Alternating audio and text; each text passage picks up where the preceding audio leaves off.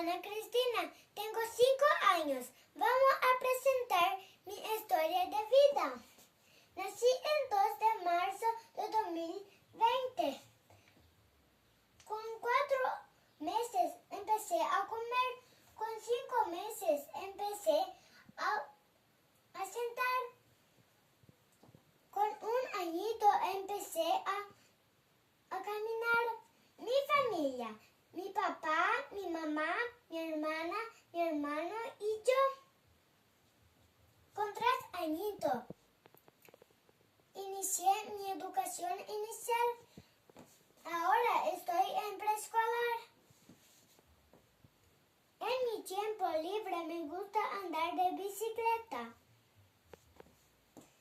Cuando sea grande quiero ser veterinaria. Eso es todo. Gracias.